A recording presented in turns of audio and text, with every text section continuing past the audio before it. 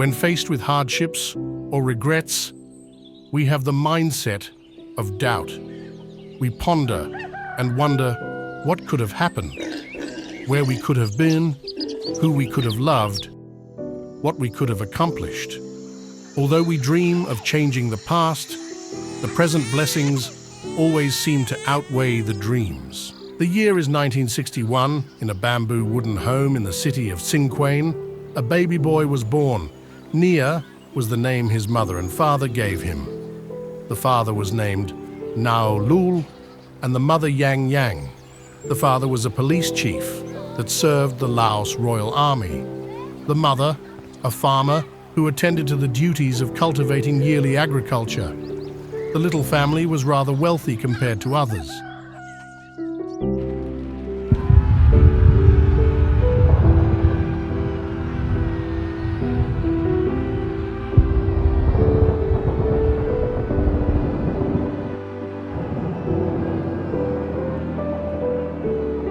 Due to the war in Laos, Nia and his family were forced to flee their beloved home, bringing only what they could carry for their long journey. Goods, agriculture, money, and the comforts of home were left behind. Nao Lul, the father, was deployed to where he was needed. Nia and his mother fled to the city of Hanoi. Throughout the war, Nia and his mother were constantly forced to stay on the move. Nia and his family would temporarily seek refuge with other tribesmen in neighboring villages. Through the rough environment and conditions of living, Nia soon contracted an injury to his head. The small injury slowly turned into a life-threatening problem. Nia's injury was deemed untreatable because it had caused his brain to be exposed. According to many, Nia wasn't going to make it.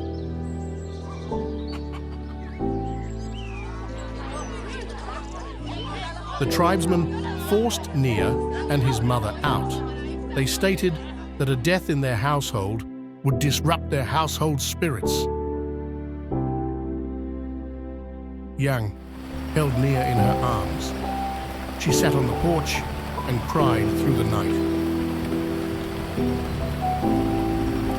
As if the heavens were watching, Nia wasn't ready to give up. When morning came, the tribesmen saw that Nia was still alive. As months passed by, Nia's injury fully recovered. His wound had healed, but forever left a scar. When the father, Nao Lul, reunited with Nia, a celebration took place and a new name was given to Nia. Nia translated to money. Metaphorically, money is known to come and go, therefore resembling unstableness. Many believed that this is what caused Nia to be so fragile and sickly. Nao Lul and Yang gave their son the name Hangje, meaning immovable rock. The name hopes to bring fortunes of a strong foundation. Nao Lul took his family and fled to the city of Longcheng. Longcheng was a secret military airbase in the high mountains of Laos. In the year of 1965, in the city of Longcheng, La was born. La was the older twin of Ya. Pang Pao was her father. He was a military captain with the Hmong army. Xiao Jiong was the mother. She was a stay-at-home mother. La was the third child of her family of 11. She had 6 sisters and 4 brothers: Mi, Sai, Ya, Tang, Ko, Kim, Mong, Fu, Liz, and John. During her childhood, La moved around the country multiple times, but experienced some of the most traumatic events that some would never imagine. Due to the war, Pang Pao and Zhao would often relocate to new military locations. At the age of 5, La and her sister Ya were sent to Pong Tha, where they lived with her grandparents for a few years. They were farmers. They grew many varieties of vegetables and had multiple agricultural fields. They had livestock consisting of pigs and chickens. Food was plentiful. Pangje soon became an older brother to his siblings. His siblings were Tsong Vo-u, Kei Yang, Hong Gao, Mai, Shul, Vongshur, Chul, Li, and Pao. Pang Jie never got to see his dad for too long. Nao Lul would return home for a brief moment and drop off goods and money, then leave. Pang Jie would always cry. Pang Jie spent his years there until he grew old enough to start school. His school was miles away in a small village. He hiked through many forests and mountains every day to reach his school. With the war reaching closer to home, the roads were soon unpredictable. La and Ya helped their grandparents throughout their daily duties. One day, La, Ya, and their grandmother were working the wheat fields. The field was miles away from home. The three worked until it was dark. When it was time to go home, they each carried their basket full of vegetables. Their grandmother lit a bamboo torch and made their way home. On the way home, it started to rain.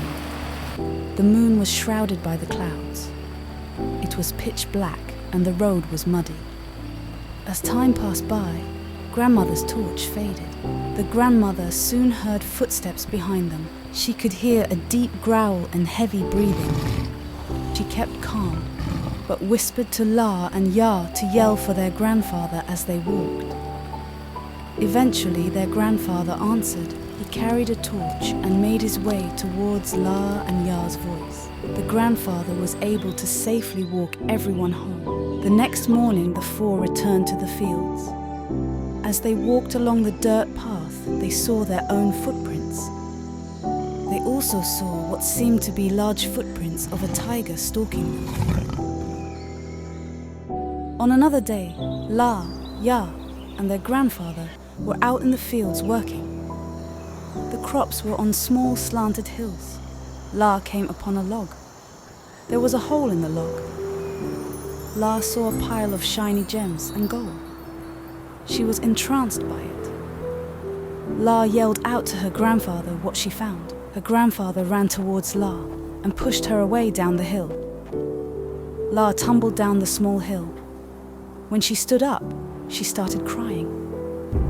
She heard 2 gunshots. As she made her way up the hill, her grandfather grabbed her hand and ran. The 3 of them ran back home. Her grandfather then yelled at her, "Did you not see that snake? It was about to eat you." La's grandfather had feared that the snake was no ordinary snake, but a dragon spirit. The 3 returned back to the same spot the next morning. La's grandfather picked up the dead snake and showed it to the 2. The snake was bigger than La and Ya combined, and its scales were so bright that it reflected the beautiful rainbow color off of it. Pang Jie was sent away by his mother to live with his grandfather and grandmother in the city of Pak Khe. It was easier to get to school, but Pang Jie felt lonely. He had his cousins with him, but he missed his mother and siblings. Pang Jie soon dreaded being away from home. After completing the 3rd grade, Pang Jie was sent back to visit his parents. After the reunion, his parents attempted to send him back to Pak Khe, but Pang Jie refused and stayed. Once La was 7 years old, she was sent back with her mother and father. They relocated back to the city Nasu. When Paang Pao, the father, was sent away again, Zhao was alone with her children.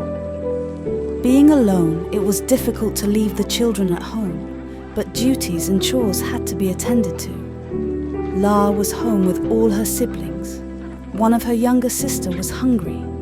An older sister attempted to cook for the little sister.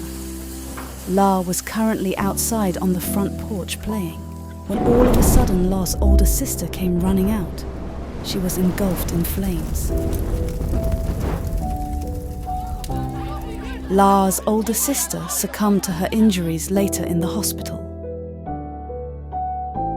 On another day, the nearby flea market caught on fire. La and her family quickly evacuated the small village. They watched as their village burned. La and her family moved back to the city, Pake. Paang Pao returned to war, and La's grandmother moved in to help care for the family. One day, cousins of Sao returned from the market and bought some candy. They brought them as a gift for Sao. Sao was pregnant and due, so she did not eat any. The candy was shared among the children. La's grandmother favored Ya and Ko the most and gave them a bit more candy than the others. The newborn baby had been delivered. All of a sudden, everyone became sickly. The candy that they ate had caused food poisoning. Ya and Ku were unconscious. Luckily, Paang Pao came home unexpectedly and realized the situation. He transported everyone to the hospital. Ya and Ku were still unconscious and stayed overnight at the hospital. The two eventually regained consciousness and were saved. When La was 8 years old, La went to wash clothes down by the river with a family friend. La was left unattended and a wave crashed into La. La slipped and fell into the water. La was on the shore down the river. When La woke up, Ya was also there. La believed the two had a special connection, bringing the two together when separated. The two returned home. During Pangji's downtime in his childhood, Pangji loved to hunt and fish. During war times, his father would bring home rifles, ammunition, grenades, and equipment. Pangji would take these and scavenge for food in the jungle. He made traps for small game, used roosters to lure wild chickens, hunt big and small mammals. Pangji used the US military's M16 rifle and M1 carbines to hunt. He even used grenades to fish. In 1975, after the Vietnam War, the American troops withdrew from the country. All Hmongs were deemed traitors by the communists, therefore resulting in a mass genocide of the people. The Americans provided all the aid they could offer. Pangji and his family fled towards Longcheng's airport, where American pilots evacuated Hmong families towards Thailand. The American pilots started to evacuate the Hmong people. La and her family waited in line for weeks. As time went by, it was announced that there will be no more planes to evacuate the people. Paang Pao then suddenly rushed his family towards the last plane. As the plane was filled with people, Paang Pao held La in his arms and threw La into the plane as the doors shut. La found a small corner in the plane and sat down. Scared and alone, La started to cry. On arrival, the airport was packed with fleeing families. Pangji and his family were too late. The last of the B-52 planes had taken off. Many families that were left behind lost hope and returned to their villages, but some did not. Now Lul quickly returned home and grabbed whatever valuables he had left. When the plane landed, everyone on board got out. La stood alone next to the plane door. After a short while, she heard her mother's voice calling from a far distance. Zhao was there with all her siblings. La reunited with her family once again.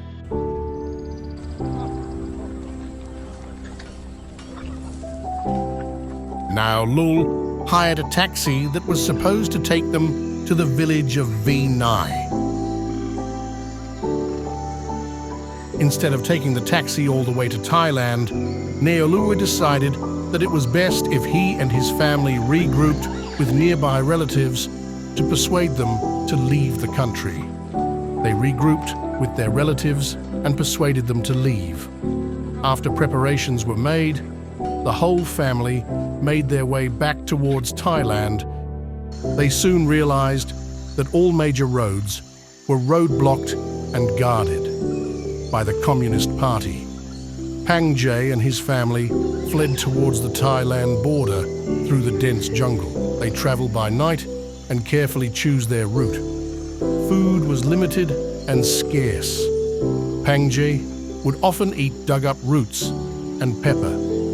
Pang Jay would always remember the sacrifices that other fleeing Hmong parents had to make to keep everyone safe. Opium was used on many occasions to put crying newborns and toddlers to sleep. Sometimes they never woke up. Pang Jay and his family on many occasions were ambushed and fired at. The journey was treacherous and long. Pang Jay and his family made it to a large bridge that crossed the Mekong River. Many other Hmong families were also there, but the communists had already blocked the bridge and placed gunners all around. Many Hmong families lost their lives attempting to rush across the bridge. While being shot at, Pang Jay and his family fled back into the jungle. Staying alongside the river, Nao Lul was able to bribe fishermen to boat them across the river. Pang Jay and his family aboard the fishermen's long, skinny bamboo boats and were boarded across. Pang Jay and his family were finally safe. Thailand soldiers were waiting on the other side and quickly came to their aid. Pang Jay was 13 when they arrived. The family were placed into a refugee camp in the city of Noi Khai. Life in the camps was hard. It was crammed with people and small, but it was safe. In Thailand, Pang Jay would often volunteer for intensive labor. The payment was small, but it was better than nothing. The family stayed for 4 years. La and her family resided in the refugee camp Nam Kom for 4 months. Paang Pao finally reunited with his family since the evacuation. They were transferred to the small city called Vinai, where they stayed in a small community of small mobile homes. After a few years, La and her family were sponsored to America in the year of 1976. They flew and landed in North Carolina. Pang Jay's family soon received news from a relative from the US.